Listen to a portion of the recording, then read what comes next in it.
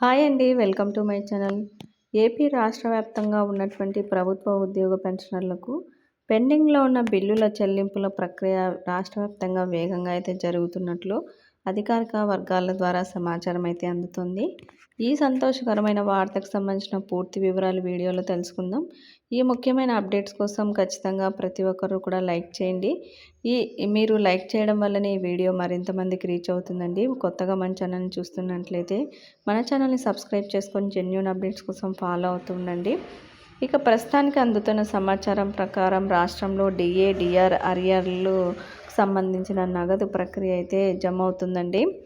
అయితే ముఖ్యంగా 2020 సంవత్సరానికి ముందు పదవి విరమణ చేసిన పెన్షనర్లకు సంబంధించి గతంలో కొన్ని కారణాల వల్ల ఆగిపోయిన డిఏ, డిఆర్ అరియర్లు ఈరోజు పెద్ద ఎత్తున వారి ఖాతాల్లో జమ అవుతున్నాయండి.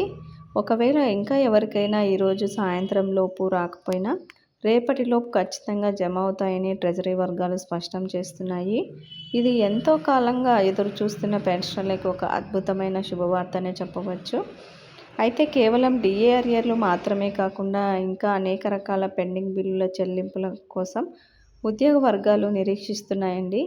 ప్రస్తుతానికి విడుదలవుతున్న నిధులతో పాటు మరిన్ని కీలకమైన బిల్లుల జాబితాను మనం గమనించాల్సి ఉంది. అవేంటంటే సరెండర్ లీవ్ బకాయిలు, జెడ్పీపీఎఫ్ మరియు ఏపీజీఎల్ఐ లోన్లు, మెడికల్ రీయింబర్స్మెంట్ బిల్లులు, జీఐఎస్ మరియు ఎస్ఎల్ ఎన్హాన్స్మెంట్ బిల్లులు, 11వ పీఆర్సీకి సంబంధించిన పాత బకాయిలు. వీటికి సంబంధించి కూడా ప్రభుత్వం త్వరలోనే నిధులు విడుదల చేసే అవకాశం ఉందని తాజా న్యూస్ ద్వారా తెలుస్తుంది.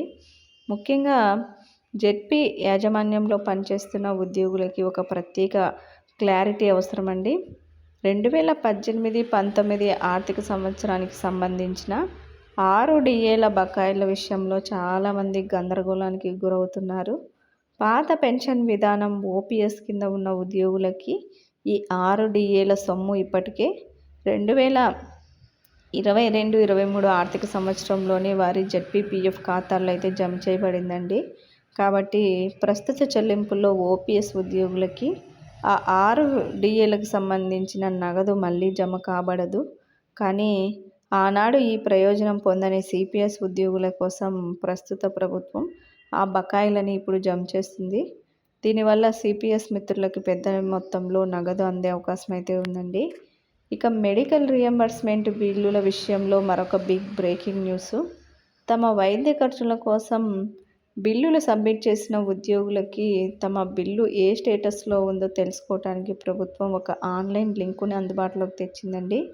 ఇందులో మీ ఎంప్లాయీ ఐడి మరియు పేరు ఎంటర్ చేయడం ద్వారా మీ బిల్లు ప్రాసెస్ అయిందా లేదా అనే ఒక చిటికెలో అయితే తెలుసుకోవచ్చండి. ఈ లింకు ద్వారా పారదర్శకత పెరుగుతుందని ప్రభుత్వం అయితే భావిస్తుంది. ఇక వైద్య బిల్లుల చెల్లింపులో ఆలస్యం జరిగితే ఏం చేయాలనే దానిపై కూడా స్పష్టత ఇచ్చారు.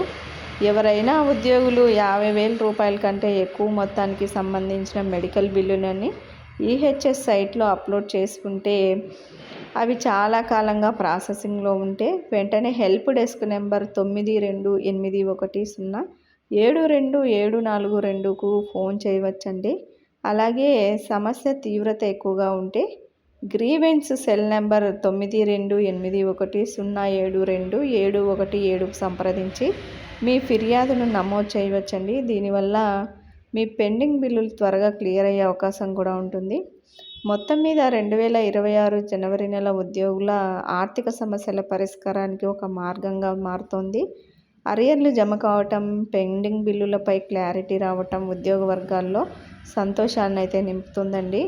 ప్రభుత్వం మరిన్ని నిధులు కేటాయించి అన్ని రకాల లోన్ బకాయిలను కూడా త్వరగా చెల్లించాలని మనమందరం కూడా కోరుకుందాం.